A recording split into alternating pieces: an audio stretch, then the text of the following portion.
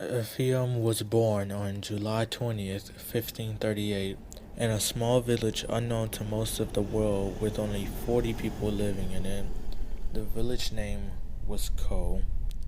This was no ordinary village. It was a village with mystical beings, some with the ability to conjure water, weapons, clothes, etc. Even some had the ability to control animals, insects, and even human beings.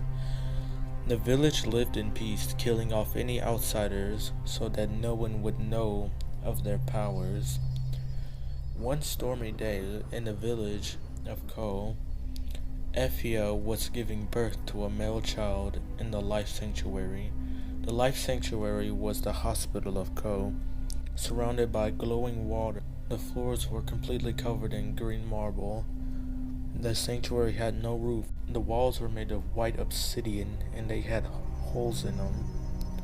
Upon giving birth, Ephia was struck by lightning. Ephia died from that strike, but her baby survived. This child was Oefium Braea. When the lightning struck, he fell out of the doctor's hands, causing him to hit his head on the marble floor. His blood soaked into the cracks of the floor. A woman named Jelzi, with the ability to heal wounds, was capable of saving his life. Him hitting his head caused him to lose his powers that was passed down from his mother. His father, Eira, found no use for a powerless son and ordered the doctors to throw him in the pit of Unwanted, which was seemingly a bottomless pit. But Jelzi said she would take in Ephia. His father did not oppose this. When Ephia was 5, he was taught how to use a sword by Jelzi's husband, Kerrux. For the next 3 years, he was educated on how to read, write, and fight. When he was 9, his real father Eira wanted to see if his son was capable of bearing his last name. He tested him with a fight.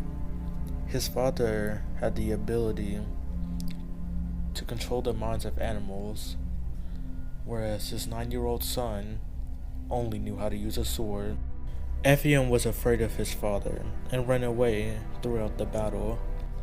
He only fought back when he had no other option, slaying 4 birds and injuring a wolf.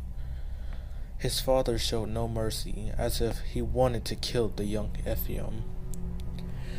The battle took place in the village. The 9-year-old Ephia found himself backed up against the wall of the life sanctuary.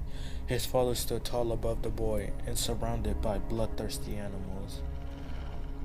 Eira ordered the animals to kill him. Out of nowhere, Ephia was protected by slime. The helpless, confused, and scared boy stared in shock. It only took him a moment to realize he had finally unlocked his power. Eira, his father, smiled with satisfaction at the boy's late abilities. When Ephia was 14, he lived with his father and had completely mastered his slime abilities, so he no longer used a sword. He also noticed some more side effects from getting dropped when he was a baby.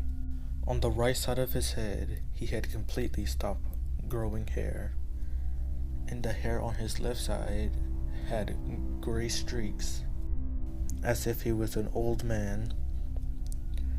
He also stopped growing when he was 10 years old, staying at 4'7". This is the story of Ephia.